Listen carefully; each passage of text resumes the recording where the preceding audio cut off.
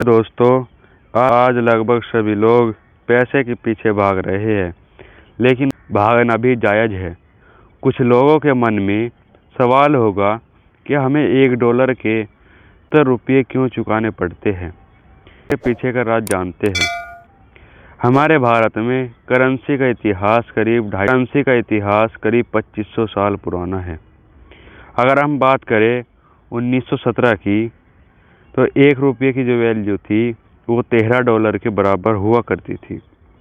तो अंग्रेज़ों की हुकूमत के चलते हमारा देश 1947 में आज़ाद हो गया। आज़ादी के बाद भारत सरकार पर किसी का कर्जा नहीं था। तब US डॉलर की वैल्यू ₹1 के बराबर थी। लेकिन दोस्तों 1951 में हुई प्रथम पंचवर्षीय योजना में भारत सरकार ने कर्ज लिया 2069 करोड़ रुपये। और आपको पता होगा, आज़ादी के बाद किसी भी देश को एकदम से संभलना बहुत मुश्किल होता है। इसलिए भारत सरकार ने अदर कंट्री से कर्ज लिया। इसी वजह से कर्ज ना चुकाने की वजह से भारत सरकार को अपने रुपये की वैल्यू को डिक्रीज करना पड़ा, जिसकी वजह से 1948 से 1966 तक के बीच में $1 की वैल्यू ₹4.5 से अधिक हो गई।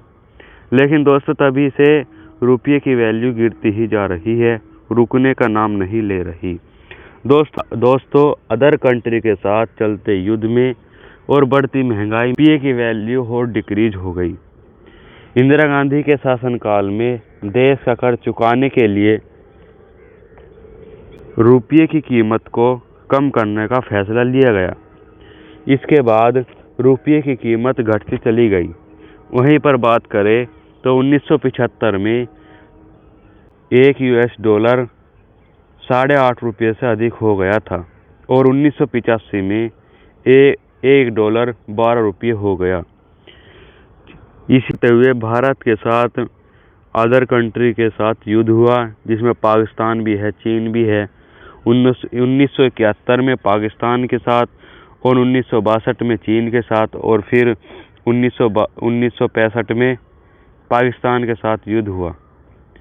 युद्ध के चलते हुए भारत की आंतरिक स्थिति पर बहुत बड़ा प्रभाव पड़ा, जिससे 1993 में $1 जो 31.37 रुपीज़ हो गया और जब से घटता ही जा रहा है। 2000 से 2010 के बीच के समय में $1 की कीमत ₹40-40 हो गई थी और 2013 में तो हद ही हो गई, $1 की कीमत ₹65 तक पहुंच गई।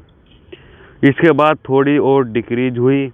आपके मन में एक बात आई होगी कि हम किसी दूसरे देश का कर्ज चुकाने के लिए हम कितने भी करेंसी छाप क्यों नहीं लेते, बल्कि RBI हर साल 2000 करोड़ करेंसी छापता है। दोस्तों 2014 में रुपये की वैल्यू थोड़ा इंक्रीज हुई, जिसलिए US डॉलर की कीमत ₹60 हो गई, जबकि 2013 में ₹65 हो गई थी। और 2014 के बाद अब तक रुपये की वैल्यू डिक्रीज ही होती जा रही है,